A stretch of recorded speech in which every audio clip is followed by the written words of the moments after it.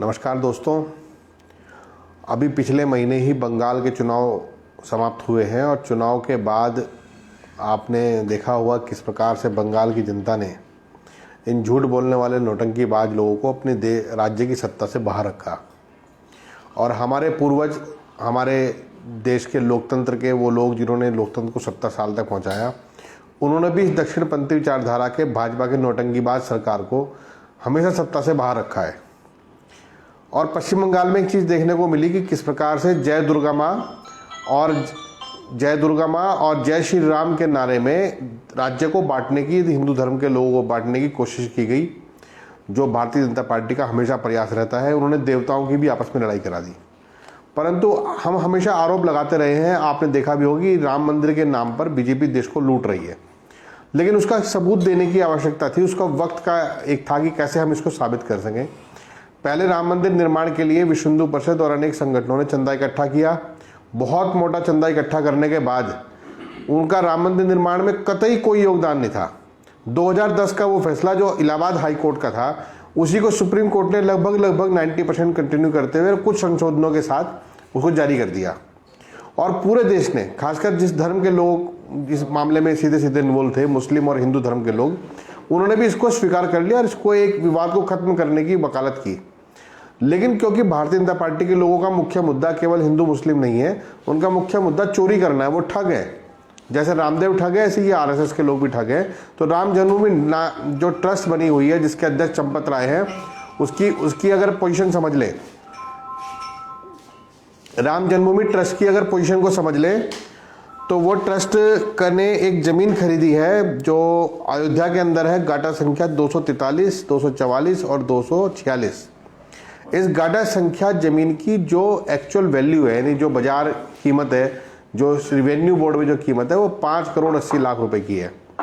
लेकिन अभी भारतीय जनता पार्टी के जो सरकार है, इनका संरक्षण को मिला हुआ है। योगी आदित्यनाथ जैसे मुख्यमंत्री वहां पर बैठे हुए हैं और इन्होंने संरक्षण दिया है। तो इन्होंने कुसुम पाठक और हरीश पाठक, जिनकी जमीन के मालिक थे, इनसे इस जमीन को केवल 2 करोड़ में खरीदा। और 2 करोड़ में जो खरीदने वाले लोग थे सुल्तान अंसारी और हरि मोहन तिवारी नाम के 2 व्यक्ति, जिन्होंने इस जमीन को खरीदा। यहाँ तक एक सामान्य जमीन की खरीद फरोख्त है, कोई बड़ी बात नहीं है। लेकिन ये जो जमीन जब खरीदी गई, तो ये थोड़ी देर बाद, यानी इस जमीन का जो बैनामा 7:10 पर हुआ, तो ठीक 7:15 पर यह जमीन राम जन्मभूमि ट्रस्ट के अध्यक्ष चंपत राय जी को बेची गई। और आप विश्वास मानेंगे कि जमीन 2 करोड़ की जो खरीदी गई है, जिसकी बाजार की मैक्सिमम जो कीमत रेवेन्यू बोर्ड में वो 5 करोड़ 80 लाख की है, इस जमीन को 18.5 करोड़ रुपए में राम जन्मभूमि ट्रस्ट ने खरीदा, जिसमें 17 करोड़ रुपए आरटीजीएस से गया है। और इसको खरीद गए इन्होंने एक सीधा घोटाला किया। उस घोटाले के अगर समय को रिकॉर्ड करें तो 1 सेकंड में 5.5 लाख रुपए इन्होंने 5 मिनट के अंदर कमाए हैं। और वो कमाने के बाद एक और इन्होंने गलती की है, क्योंकि चोर जितनी भी चोरी कर ले सबूत जरूर छोड़ के जाएगा। तो सबूत ये छोड़ा है कि जो ट्रस्ट के ट्रस्टी अनिल मिश्रा और इस ट्रस्ट के अयोध्या जो नगर निगम है, उसके जो चेयरमैन है ऋषिकेश उपाध्याय, मेयर हैं, तो वो लोग इसमें गवाह थे और इन दोनों मुकदमे में गवाह थे। अब दोनों मुकदमे में गवाह होने के बाद आप एक परिवर्तन और देखेंगे कि जो बैनामा 7:10 पे किया गया, वो बैनामा का स्टाम्प 5:22 पे खरीदा गया है। और जिस बैनामे को 7:15 पे खरीदा गया, उसका जो स्टाम्प है वो 5:11 पे, यानी संबंधित समय से 10 मिनट पहले खरीदा गया है। यानी सारी चीज फैब्रिकेटेड थी। और देश में अंधभक्तों की एक बहुत बड़ी फौज है। वास्तव में अकल के अंधे भी हैं और दिमाग से अंधे भी हैं और पैदल भी हैं बिल्कुल। और उनका काम केवल भारतीय जनता पार्टी की चोरी और डकैती को ढकना है। ये बड़ी बेशर्मी है। और इनके बेशर्म के लोग कहीं बहुत ज़्यादा दूर नहीं, आपके हमारे आसपास ही हैं।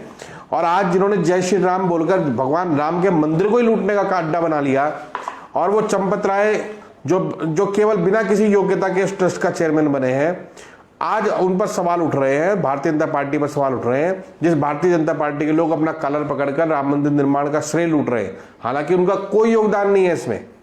आज भी स्पष्ट है कि केवल कोर्ट के आदेश का अनुपालन हुआ। जब 2010 में हुआ तब भी शांतिपूर्ण हुआ और अब भी हुआ, और देश ने उसको स्वीकार किया है।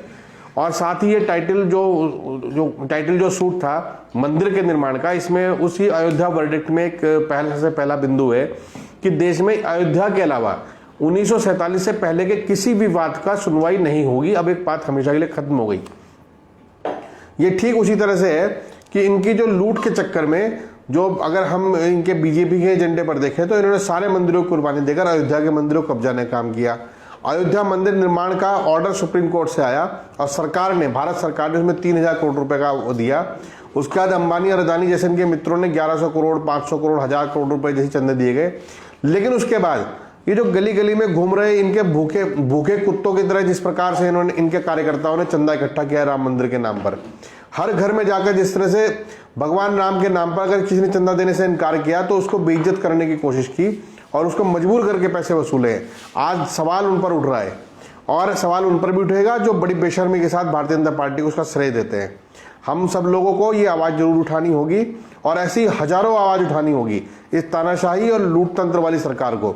हम ठग रामदेव पर भी सवाल उठाएंगे और हम ठग चंपत राय पर भी सवाल उठाएंगे और हम ठग भारतीय जनता पार्टी में सवाल उठाएंगे जो राम के नाम पर लूटती है, राम के नाम पर वोट मांगती है और भगवान राम को ही लूट लेती है। आज अगर भगवान राम वापस जमीन पर आ जाए तो रावण को मारने से पहले वो इन भारतीय जनता पार्टी के कार्यकर्ताओं और नेताओं को मारने का काम करेंगे। जय हिंद, जय भारत, जय सिया राम।